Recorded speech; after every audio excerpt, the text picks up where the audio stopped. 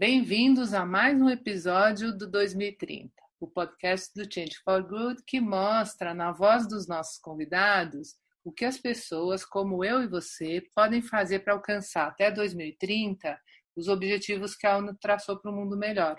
Aqui é a Rê Brunetti. E aqui é a Rê Figueiredo. E hoje nós vamos conversar com o Ricardo Glass sobre o ODS 12. É aquele que trata de mudanças sistêmicas e estruturais fundamentais na forma como produzimos e consumimos.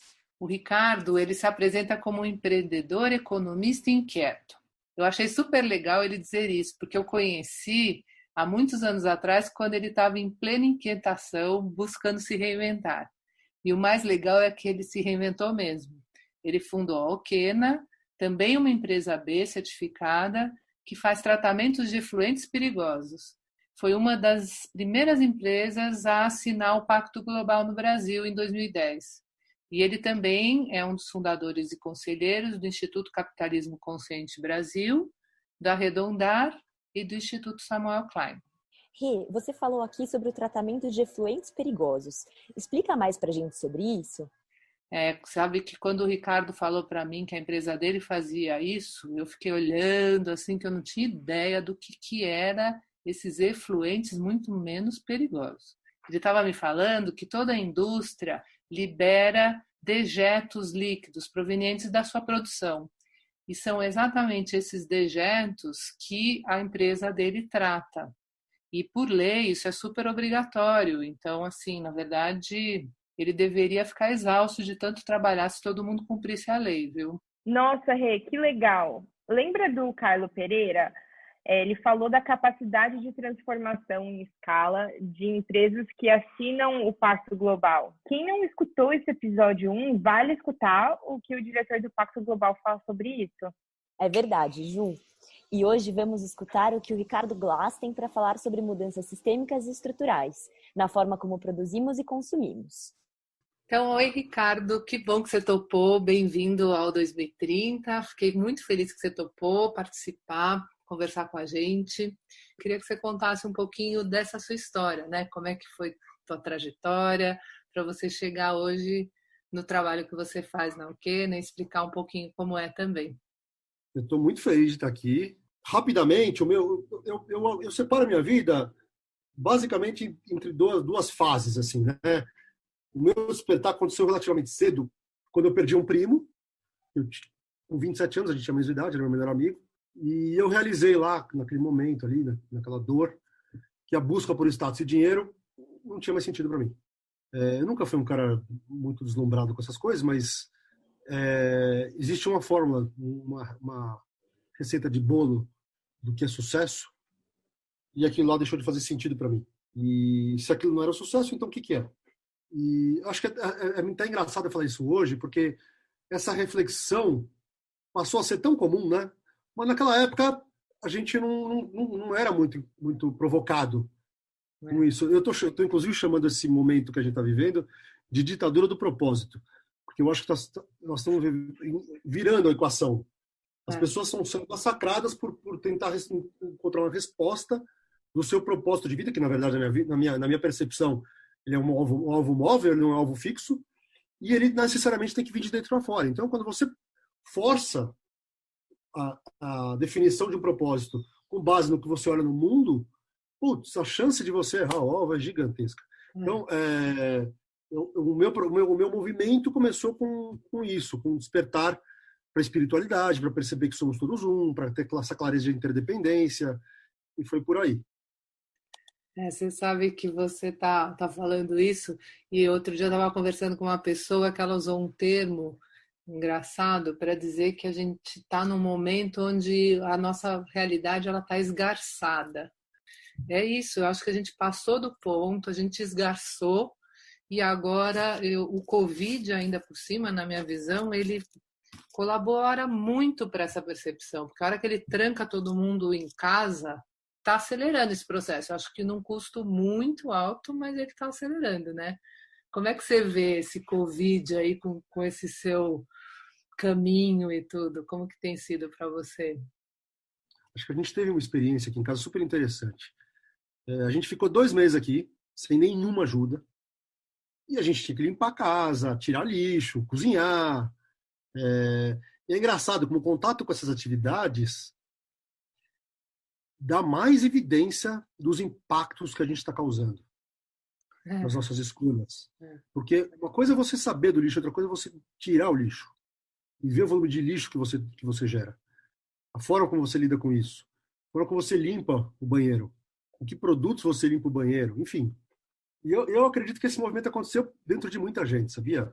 Eu acho que a Covid teve esse impacto na sociedade humana. Especialmente para quem ainda não tinha despertado. Porque eu acho que não para todos, tal, mas de alguma forma a nossa cultura está mudando, né? E eu acho que a pandemia pode ter despertado muita gente para essa noção de interdependência. Eu acho que esse é o grande presente que eu vejo, o grande legado. De que somos todos um mesmo, que, putz, recordes e recordes de arrecadação e doação.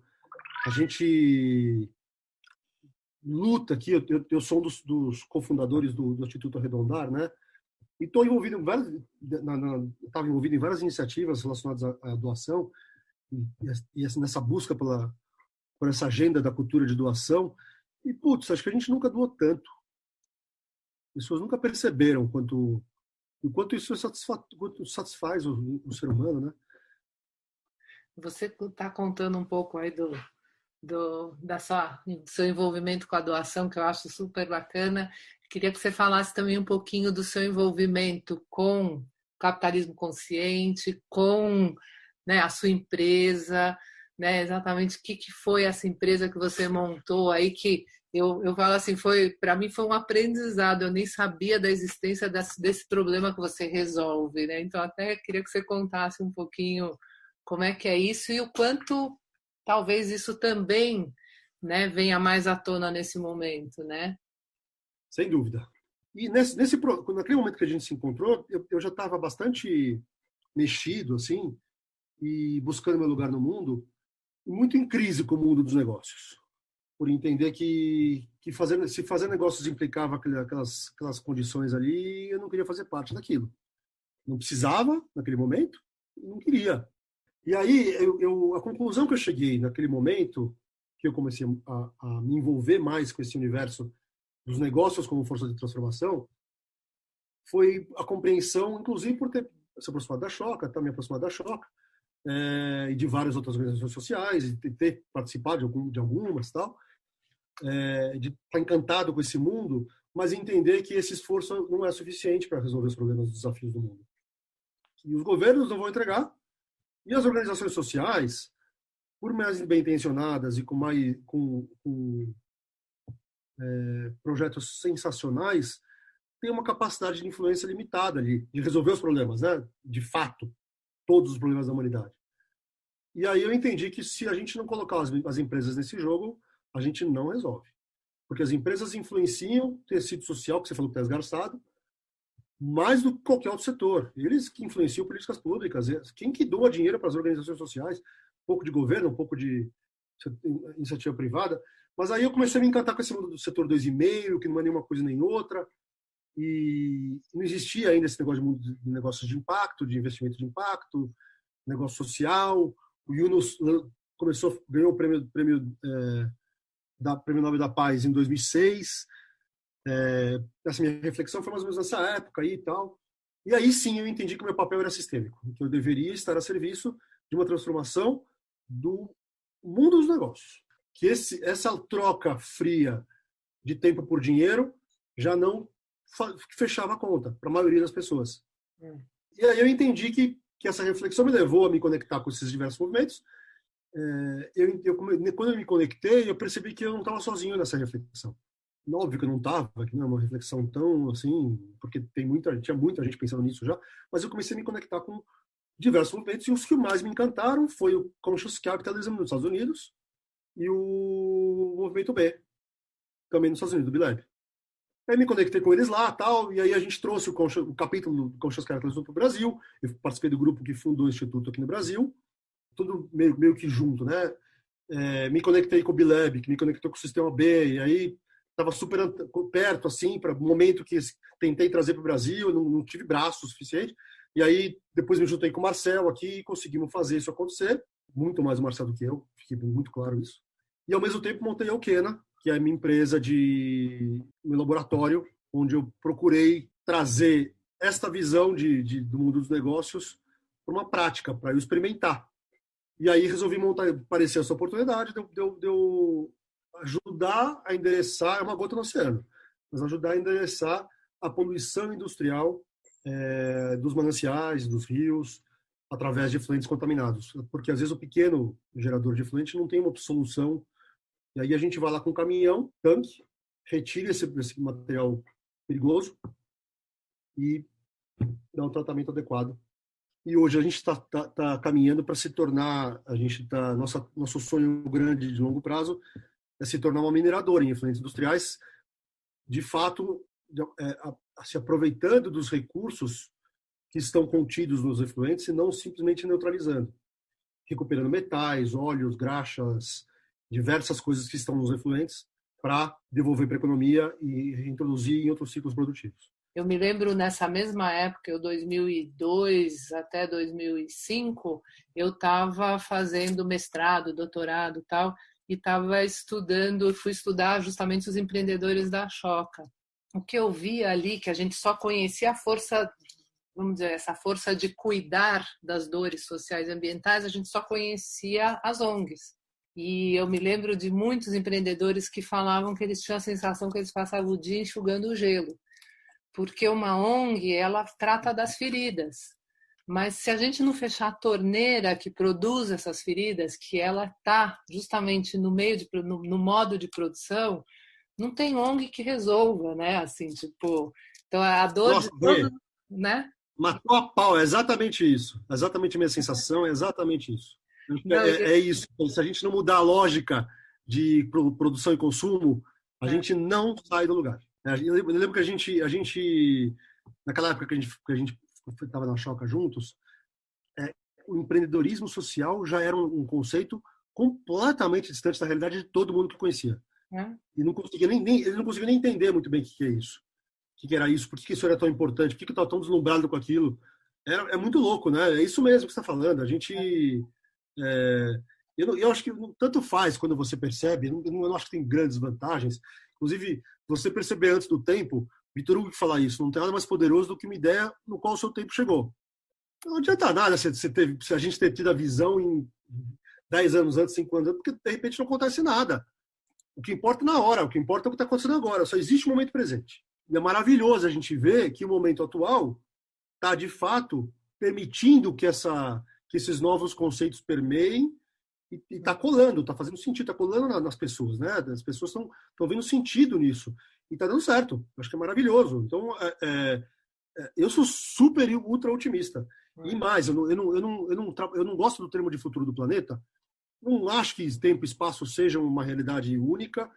E se o planeta não tiver que existir, putz, mas eu tenho a obrigação de cuidar do que afeta o outro. Que direito que eu tenho de tirar o que é do outro?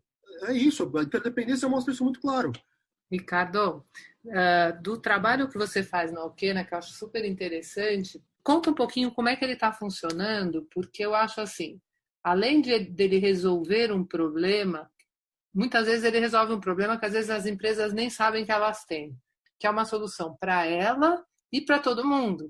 O que você tem percebido? Quais são os avanços que você tem notado desde que você começou até hoje? E como é que você vislumbra 2030 com esses objetivos que a ONU traçou? Quer dizer, tipo, você vai poder se aposentar, porque aí já não vai mais ter serviço para você, que já vai estar todo mundo fazendo certinho. Como é que é isso? Na verdade, não. Na verdade, é super interessante isso que você perguntou. Primeiro que eu acho o seguinte, acho que começando pelo início da tua colocação. Eu não posso te afirmar isso, mas eu duvido que existam empresários que não sabem que os seus efluentes contaminados geram problema.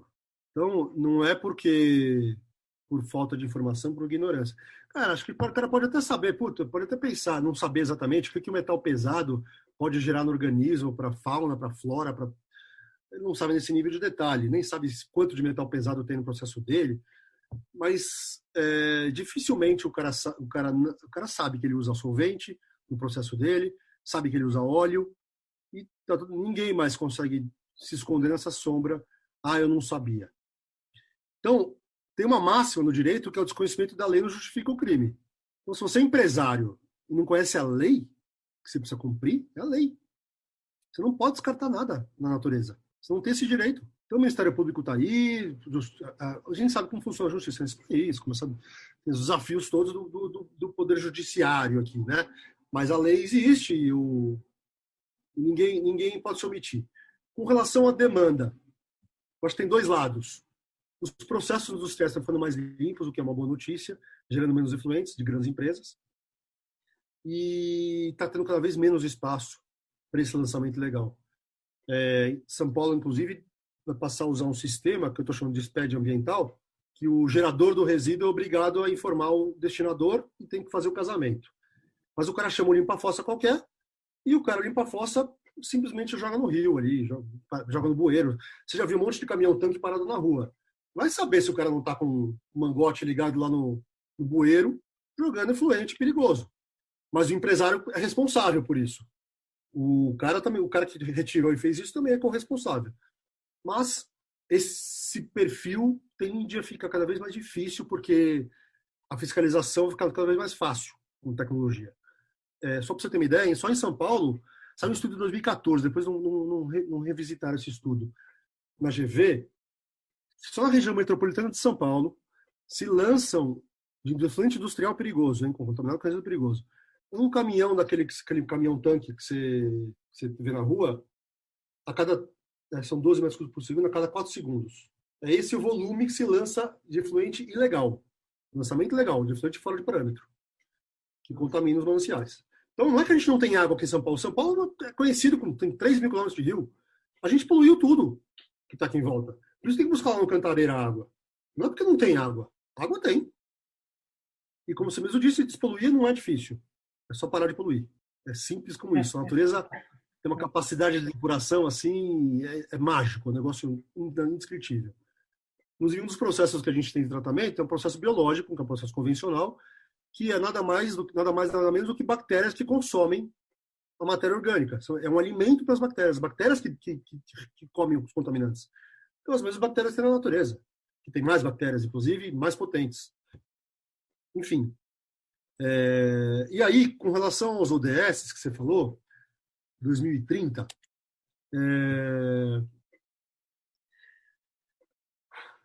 como empresário B e mega entusiasta desse movimento, porque a gente trabalha de forma transversal, né? Nessas agendas que transformam, de fato, o sistema econômico, um sistema mais inclusivo, equitativo e regenerativo, eu sou super otimista, né? Porque, de fato, está havendo um movimento grande de demanda para isso. Eu estou percebendo, me realiza muito isso. Mas esse movimento reconhece essa interdependência das empresas com a sociedade. Então, uma visão mais sistêmica, eu diria que os principais desafios que a gente enfrenta ainda são relacionados à cultura, regulação e fiscalização, para chegar nesses objetivos do desenvolvimento sustentável. Especialmente no Brasil, né? Eu acho que no mundo todo, mas a realidade aqui eu conheço bem melhor. A gente não tem como fazer essa agenda andar sem o compromisso dos governos. Enfim, eu acho que a gente tem um referencial, que são os ODS, e eu acho que a gente que trabalha para essa mudança e, por natureza, vive num mundo de uma liderança consciente e inovadora, a gente está se reinventando todo dia. Como eu te disse, você perguntou no meu caso, o que vai acontecer com o meu negócio? Eu vou passar a comprar influente, se Deus quiser. Daqui 10 anos, se Deus quiser, eu vou estar comprando efluentes de empresas que estejam contaminados com o que me interessa. E vou extraindo disso, vou minerando nisso. Custa muito mais barato minerar no efluente do que minerar na terra, às vezes. Então, uma mudança de modelo de negócio, de mindset, pode ser super legal. Ricardo, conta para mim assim, o que a gente pode fazer individualmente e até, vamos dizer, tanto no papel pessoal nosso, como no nosso papel profissional, para que a gente incorpore as mudanças necessárias para colaborar aí com esse trabalho que você faz. Vou separar a resposta em duas. Uma é com relação ao tema água e poluição das águas. Não vou nem tratar dos mananciais, vou tratar mais da poluição. A resposta é realmente simples. Precisa de incentivo. A gente está começando agora com o marco regulatório, que dá esperança para um monte de gente ali, de alguma forma a gente evoluir. Cada real investido em saneamento, você economiza R$ 4 em saúde pública. Então, água suja, contaminada, gera problema de saúde para as pessoas e lotam os hospitais. E matam pessoas, e custa muito caro para o sistema de saúde. Então, é o melhor investimento que qualquer Estado poderia fazer. Então, incentivar a iniciativa privada, e aí acho que fiscalização e punição é fundamental. Não tem como a gente avançar a agenda se a gente continuar sendo conivente com maus comportamentos. Só precisa vontade política mesmo. Especialmente num país que fica em cima do maior aquífero do planeta. Putz, como assim, né? A gente tem uma responsabilidade sobre o que a gente herdou ali, que o nosso presidente acha que estão querendo tomar da gente, é uma coisa maluca, né? Em vez de ele cuidar, ele acha que estão querendo tomar dele. Enfim, eu acho que é isso. Se a gente tiver leis e fiscalização, isso evolui. Infelizmente, a gente depende do poder público para resolver esse tema. É um tema muito grande para se resolver com uma gota no oceano. Com relação ao meu outro trabalho, vamos chamar, que é essa coisa da mudança sistêmica, esse meu papel de co-presidente do Sistema B, que agora, inclusive, estou deixando, vou passei a ser curador do Sistema B, é uma outra cadeira. Aí é uma resposta também fácil, porque eu acho que a gente gosta muito de se colocar numa posição de vítima na vida, né? Estou falando de todas as organizações e pessoas, né, indivíduos. E eu acho que tem um sacudir a poeira e chamar para si a responsabilidade de ser protagonista das suas próprias escolhas. E eu começaria dizendo que a principal escolha que você faz são as coisas que você consome. Então, o consumo transforma o mundo. Cada dólar que você gasta, você está incentivando o modelo de mundo que você está vivendo. Cada real que você gasta, cada empresa que você investe, cada roupa que você compra, cada posto de gasolina que você vai, você está incentivando um modelo de mundo. E não tem como você deixar de se informar hoje. Hoje a informação está disponível. Orgânico custa muito caro. Ninguém é perfeito. Todo mundo carrega uma dose de incoerência, mas lide com elas de forma transparente, até onde você consegue sustentar. Sustente o seu poder de consumo. E trabalhe para uma empresa que não está gerando problemas, né? Onde você tem dilemas éticos, dilemas éticos tanto no jeito de fazer quanto nas externalidades que essa empresa causa. Cara, não contribui para isso, né? Não faça mais isso. Não seja um gênio trabalhando para uma empresa que gera problema para o mundo. Porque você está potencializando isso. Exato. Os gênios têm que trabalhar em outras coisas. Não, e tudo isso que hoje ainda é muito caro, você que é empreendedor sabe muito bem disso, quer dizer, as coisas ainda elas são caras quando você ainda não consegue produzir em escala e vender em escala. Quer dizer, se a gente aceita esse desafio, né, de repente você vai estimulando o crescimento e o preço vai baixar certamente a hora que tiver condições de em escala poder, né, ficar mais acessível. E mais uma dica importante, nunca do lugar da culpa, e sempre do lugar do amor, do desejo, porque o da culpa vai te cobrar a conta depois, e a conta é cara, você se arrepende. Agora, se vem de dentro, não. Queria que você desse um pouco umas dicas, se você, assim, mais ligado à parte das artes, o que te toca de livros, de obra de arte, de uma foto, de uma música, né, para a gente poder fazer esse paralelo aí também do nosso racional, do nosso espiritual aí com o prazer da arte. Eu gosto da arte que me sensibiliza, me toca, que a arte é isso, né? Quando você não é beleza, não é estética, é o que te desconcerta, o que conversa com você ou até te encontra, né? Mas a arte para mim é pura emoção. E aí eu queria uma liberdade poética aqui para falar da arte de um outro jeito. O museu que me tocou, mexeu muito comigo, até por conta da minha história, foi o Museu Yad Vashem, em Israel, que é o Museu do Holocausto. Eu me orgulho muito do meu povo, da minha origem, da minha ancestralidade. Aprendo muito com quem eu sou, de onde eu venho. Por isso, até que eu sinto uma atração enorme pela cultura indígena. por honrar essa ancestralidade, esse conhecimento que vem de uma alma coletiva, assim, sabe? E aí eu me vejo, sempre quando eu lido com os meus desafios de vida aqui, eu lembro do que aconteceu com os meus avós, com a minha família, vejo que não é nada é tão relevante quanto a vida, quanto o que existe de vivo na gente, e todo mundo tem o suficiente para fazer o que é necessário, os recursos estão dentro da gente, e eu queria compartilhar isso, na verdade, eu fiquei com o desejo de falar do Yad Vashem. Um dos filmes que mais me tocaram, assim, na minha trajetória aí, foi o filme Into the Wild. Você já assistiu esse filme? Não assisti. Into the Wild é um filme imperdível.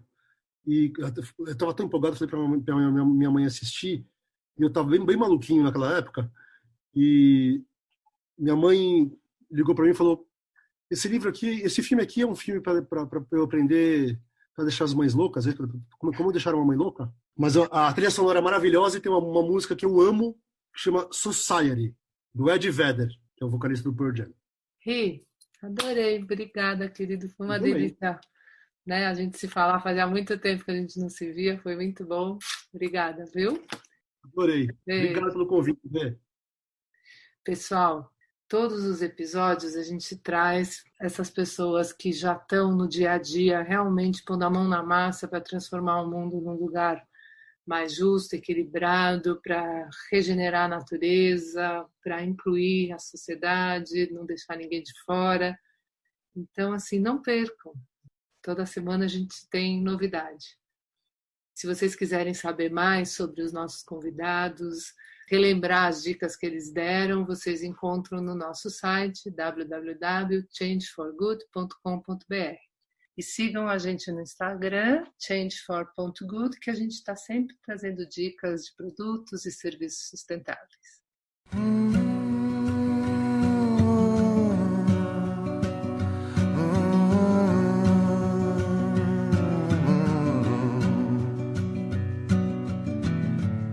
It's a mystery to me. We have agreed with which we have agreed. And you think you have to want more than you need. Until you have it all, you won't be free. Society, you're crazy breed. Hope you're not lonely without me.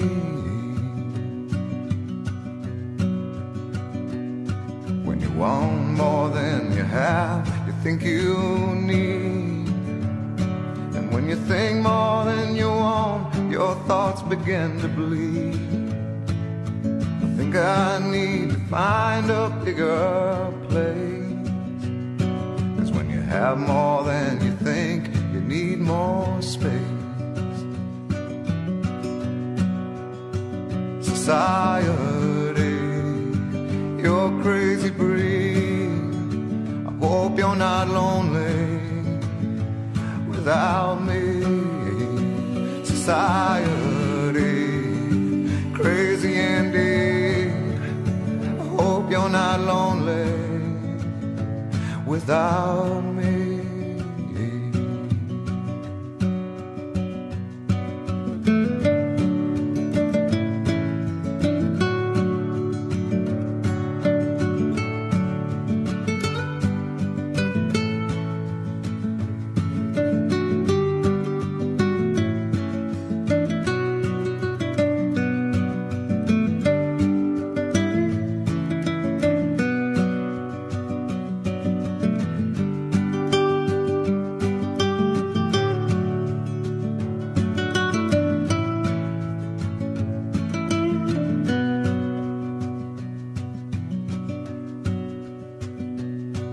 There's those thinking more, less is more. But if less is more, how you keeping score? It means for every point you make, your level drops.